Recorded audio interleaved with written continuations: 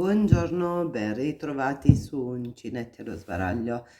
Dopo tanto tempo ci rivediamo con un piccolo tutorial per realizzare un top down facilissimo anche per principianti. La struttura di questo maglioncino top down è estremamente semplice, si basa sulla realizzazione di una maglia lavorata con maglie alte e catenelle.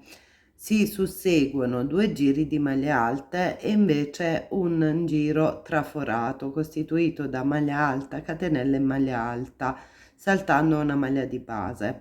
Per allargare il nostro sprone vado ad utilizzare in pratica la seconda riga di maglie per aggiungere appunto i miei aumenti. La struttura è molto semplice, io ne ho fatto un maglioncino, ma ciò non toglie che possiamo fare una maglietta traforata. Purtroppo in questo periodo ho avuto tanto da fare, quindi l'avevo realizzato un po' di tempo fa per la primavera, ma lo pubblico soltanto in questi giorni. Come si struttura? Semplicemente andando a prendere l'ampiezza dello scollo che vogliamo andare a realizzare. Io ho abbondato, sono circa 60 centimetri, e avviare una catenella lunga ehm, tanto quanto è il nostro scollo. Non importa il numero sia pari che dispari, è indifferente, perché appunto poi con l'aggiunta dei nostri aumenti sarà facile poi pareggiare i giri successivi. Cosa succede? Il secondo giro è quello degli aumenti. Nel secondo giro io sono andata a mettere un aumento ogni 5 maglie alte. Poi ho fatto il mio giro di trafori, un giro di maglia alta semplice, aumento. In questo caso l'aumento sarà composto da 6 maglie alte più un aumento. Allo stesso modo sono andata a ripetere, diciamo, il mio giro di caselline, maglia alta, giro di maglia alta, successivamente 9 aumenti. In questo caso, invece di 6 maglie alte, ho messo 7 maglie alte più un aumento, successivamente caselline, maglia alta e in ultimo io sono arrivata fino a questo giro con gli aumenti, ho messo 8 maglie alte più un aumento. Quindi per ogni giro di aumenti lasciate sempre una maglia in più di lavorazione. Cosa ho fatto? Una volta giunti diciamo, alla parte in cui io volevo andare a realizzare il corpo del mio maglioncino, ho aggiunto sotto l'ascella delle catenelle per dare più ampiezza alla manica, e quindi sono andata a lavorare poi, continuando semplicemente i 3 giri di lavorazione senza più aggiunte di aumenti, il corpo della maglia, e in un secondo momento sono andata a lavorarmi le maniche. Le maniche sono un in più, come ho detto. Questa è un maglioncino realizzato, è una maglia realizzata con della fettuccia, quindi diciamo potrebbe andare bene di sera, oppure io l'avevo pensata per maggio, ma come detto per mancanza di tempo non ho avuto la possibilità di parlarvene. Adesso vediamo un pochino come, almeno come iniziare il primo giro di aumenti e cosa succede, poi ve lo spiego. Ok, partiamo con una catenella. Io appunto ho utilizzato una fettuccia, l'ho lavorata con un uncinetto del 5. Voi potete utilizzare qualsiasi tipo di filato che più vi piace. L'importante è utilizzare un uncinetto adeguato, e così sarà più semplice adattarlo al proprio gusto, alle proprie esigenze. Una volta terminata la mia catenella Come ho detto, io ho fatto uno scollo molto ampio, circa 60 centimetri, anche perché la volevo indossare con una canottierina sotto, quindi non mi importava se era molto ampia. C'è da dire che la fettuccia poi cede, quindi lo scollo si allarga maggiormente.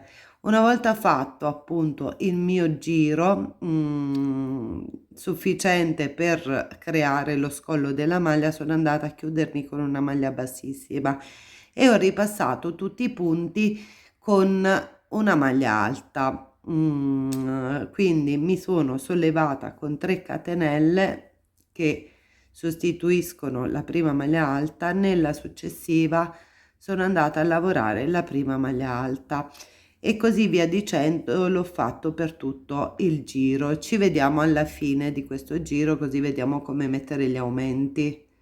Allora, terminato il primo giro, salgo con 3 catenelle. Come detto, ogni aumento va posto dopo 5 maglie alte, quindi faccio 5 maglie alte, 3,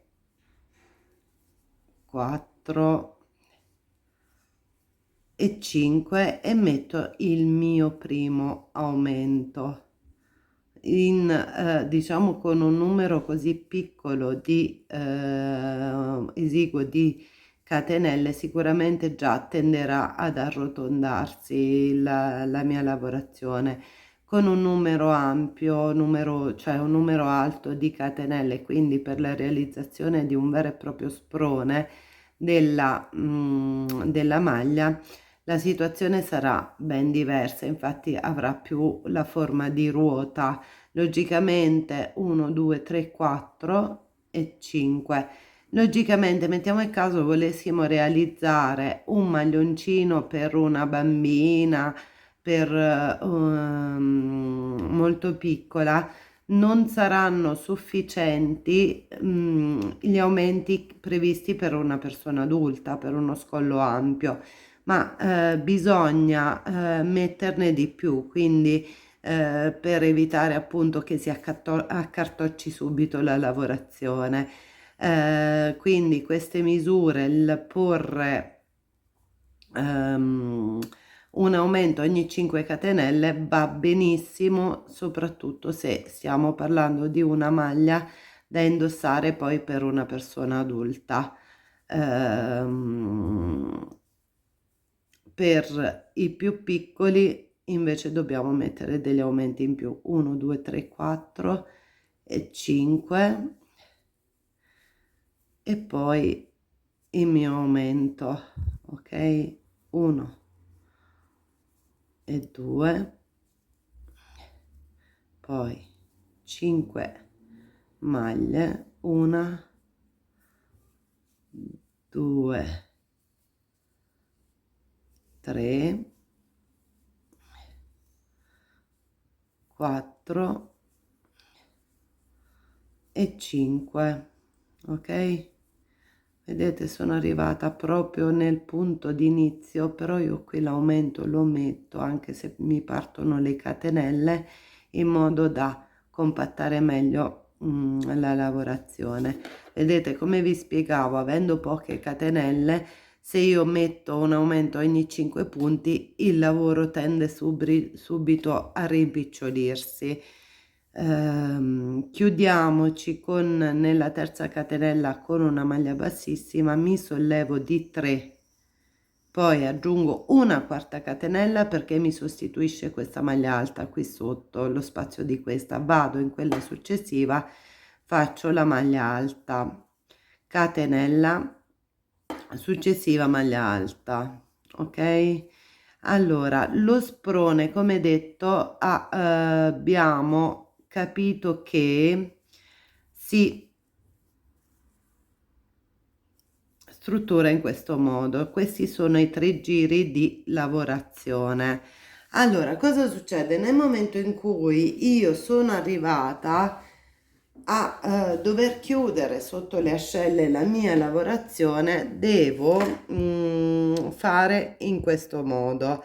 In pratica aspettate, i 2 terzi del numero di punti che avrò mi serviranno per andarmi a suddividere la parte avanti da quella dietro, invece un terzo mi serviranno per le maniche.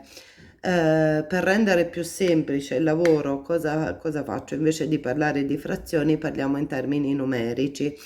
Allora, sul totale dei punti che vado a ottenere nel momento in cui, ve lo faccio vedere sul maglioncino già lavorato, nel momento in cui vado ad arrivare a questo punto, devo distribuire equamente le maglie per poter poi procedere da questo lato per andare verso il basso e poi per la manica. Cosa faccio? Prendo il numero totale di catenelle e le divido per 6, ok?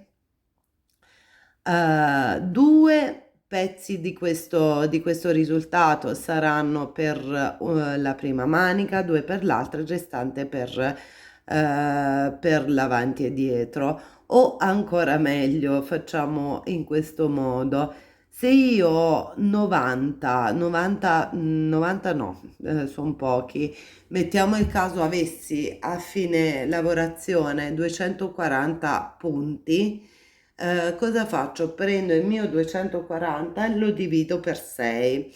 240 diviso 6 fa 40, quindi 40 punti saranno dedicati alla manica, poi gli altri 40 dall'altra parte saranno dedicati all'altra manica, e quindi da 240 io ho tolto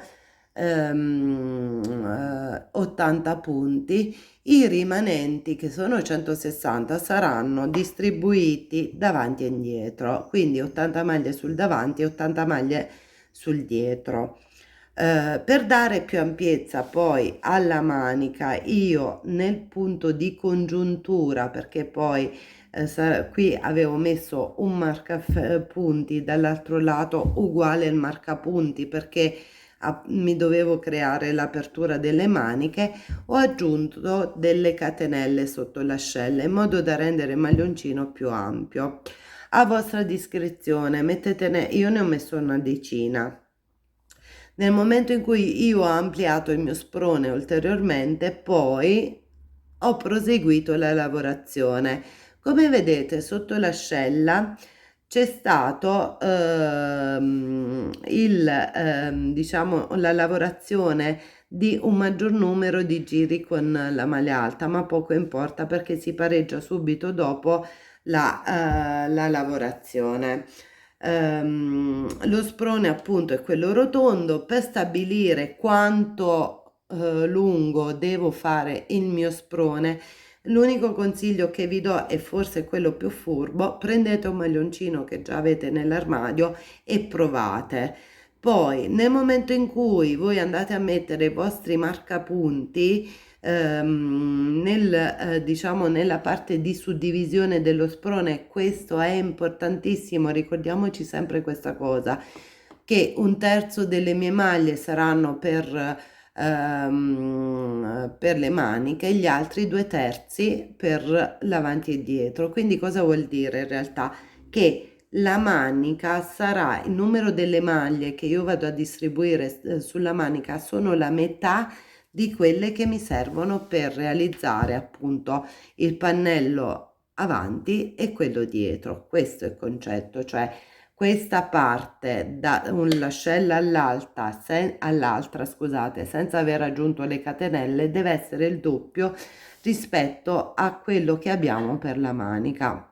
Questo è quanto. Cioè l'unico modo per fare appunto una divisione giusta è dividere appunto in 6 parti, ma ricordiamoci, teniamo fermo il concetto che avanti e indietro sono il doppio delle maniche. Una volta appunto fatta questa operazione, aggiunte le catenelle, altro consiglio: indossate il vostro lavoro. Lo indossiamo per vedere se ci calza bene. Solo a quel punto possiamo proseguire con i giri di lavorazione. Come detto, questa può essere anche una maglietta a maniche corte, ma io per mia comodità, cioè e per l'utilizzo che ne volevo fare, ho fatto anche la manichina. Sicuramente la utilizzerò di sera, anche perché in questo periodo poi spesso piove, quindi l'aria è freschetta. Sono andata a realizzarmi delle maniche a 3/4. Durante la realizzazione della manica, una cosa che ho fatto, diminuire di un punto ogni volta che ripetevo i 2 diciamo i 2 giri pieni, quelli fatti di maglie alte, perché non volevo una manica molto ampia, ma più, aderente al braccio. A me è piaciuta farla così, però a voi non nessuno nega di poter realizzare la manica come più vi piace. Spero che questo, almeno infarinatura del top down, a modo mio, vi sia piaciuta, vi sia stata utile per, se avete dei dubbi potete anche scriverlo nei commenti. Io ho cercato di spiegarvelo proprio facile facile. Come detto appunto, io utilizzo l'escamotage dei 2 giri appunto a maglia alta per inserire gli aumenti. Ciò non toglie che uno possa decidere per un filato magari molto prezioso, sfumato così, e potrebbe anche sostituire questo giro traforato con la maglia alta semplice, quindi fare un maglioncino più consistente. L'unica cosa, alternate appunto 2 giri semplici ad uno di aumenti e diciamo diradate giro dopo giro gli aumenti, se no rischierete di avere uno sprone veramente eccessivamente ampio che poi sarà difficile modellare al corpo. Spero che l'idea vi sia piaciuta, se così mi raccomando iscrivetevi al canale, lasciate un like e seguite i prossimi tutorial. Grazie da Uncinetti allo sbaraglio.